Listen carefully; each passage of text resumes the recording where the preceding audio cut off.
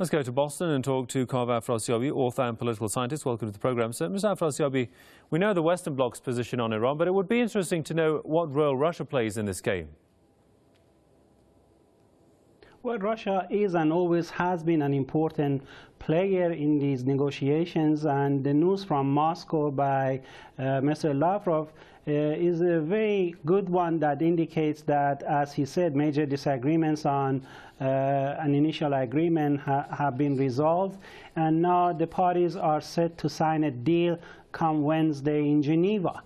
And let's not forget that Mr. Lavrov was the last one to arrive in Geneva at the previous round, was not as optimistic as the rest, and so the fact that he has come forth with these very high optimistic notes about the coming meeting is very significant.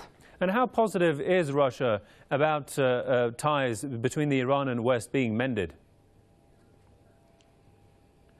Well, I think it's in Russia's interest that there would be less and less tension at its back door, with respect to Iran, that's its maritime neighbor. So it's in Russia's interest to see a deal and the relaxation of tensions and the normalization of relations between Iran and the West. And Iran does not see this as a zero-sum game, that this would come at the cost of Russia. Iran's interest is to have normal, thriving relations, trade and other relations with all its neighbors and non-neighbors, including Russia. So I think the Russians have come to this conclusion that it's to their benefit that this unnecessary nuclear crisis ends. And if I may add, even France is under tremendous pressure by the international community after their sabotage of the previous round, and I think that they will come around and be signatory to this deal. Well, with all this, I mean, there is disunity among the P5+1. With this disunity, how optimistic can Iran be in securing its nuclear rights, especially the rights to nuclear enrichment? Because Iran has said that a true deal will only be reached if all of its rights are included.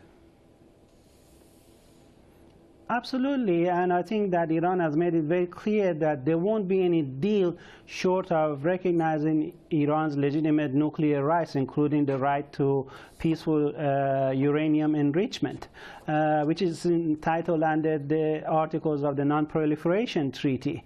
So I think that the Iranian negotiation team has done a superb job at bringing the parties to the verge of recognizing Iran's nuclear rights, and therefore this will not be a deal where Iran will fall short of its rights. I think that Iran's rights will be secured, and we will reach a reasonably successful agreement that would be satisfactory to the concerns of both sides, hopefully.